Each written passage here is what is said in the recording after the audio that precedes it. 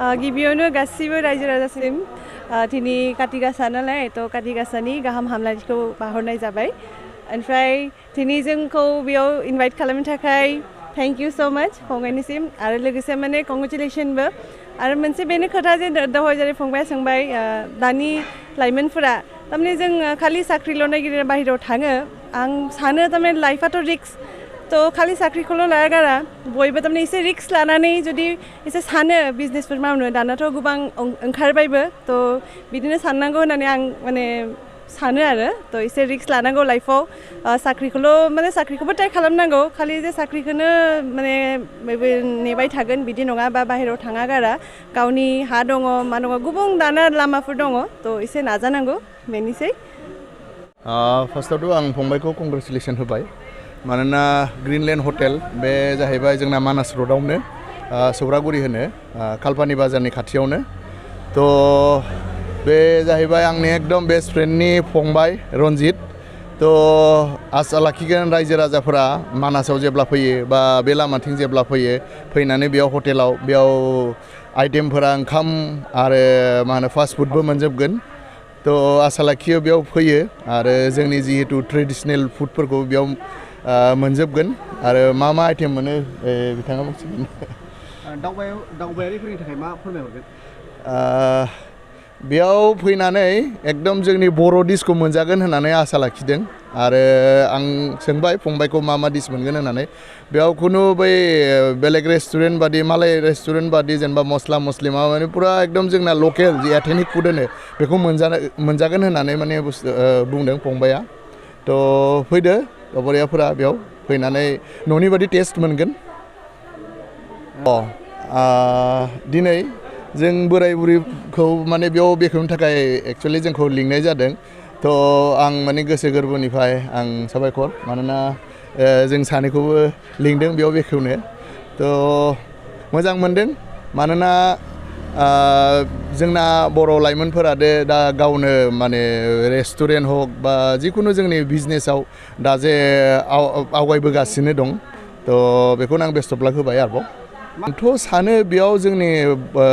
बिटिसियावनो अनेक जोंना माने स्कप दं दा जेनेबा अनेकआनो हटेल बिजनेस खालामदों तो मानास खाथि हिसाबै आं बेखौनो बुंनो सानो जे बेयाव टुरिजम साइडआव बहुत अनेक लामा दं दा जेनेबा टुरिस्ट हिसाबै बुंनो थाङोबा नोङो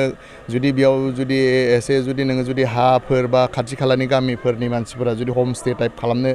सानोबाबो हमस्टे खालामनो हायो बा बेयाव साफारि जिप साफारिनिबो अनेक स्कप दं बा गाइडनिबो अनेक स्कप दं तो आं सानो मा बे एरियायाव थारमाने नोंना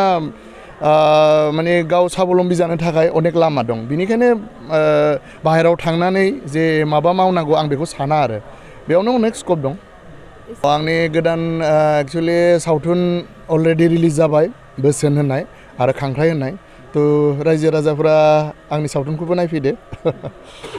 अलरेडि रिलिज जाबाय दा दुर्गा फुजायाव अनेक जायगायावनो दा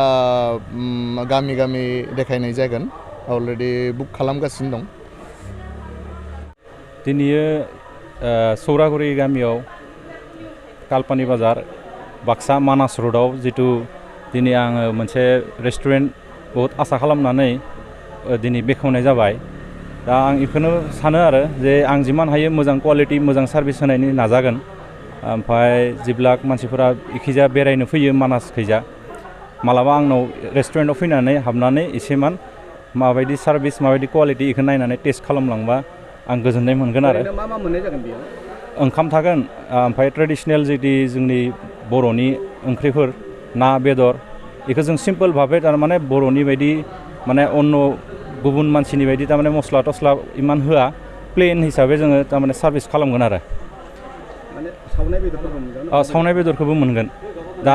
दा दिनै फार्स्ट नालाय जोङो सानसे साननै उनाव ई बुस्थुखौ जोङो आवगायलांगोन आरोखि सावनाय बेदर बा माबा माने आइटेमखौ बारायलांनायनि आसा लाखिदो आरोखि बे हाबाफारियाव बा दिनैनि गोदान बेखेवनाय हाबाफारियाव सोर बाहागो लाफैदोंमोन आलासि महरै जोंना बर' सावथुननि जितु एक्टर अम प्रकाश आरो जोंनि आदा अम प्रकाश केरकेटारि आरो बाजै सानैबो फैदोंमोन आरोखि आदा कन्टेक्ट नाम्बारखौ होनो हागोन नामा बे आंनि कन्टेक्ट नाम्बारा 7002301467 इयाव जिकुनु टाइमाव फन खालामनानै आंखौ जगाजग खालामनानै आं नैसिम फैनो हागोन इयाव फुंनि टाइमाव जोङो थारमाने जेरैहाय फास्ट फुड माने जितु लाइट फुड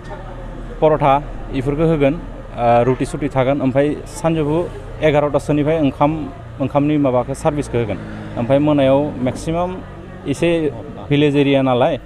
जों मेक्सिमाम 9टायालागै थागोन आरोखि हरनि 9टायालागै थागोन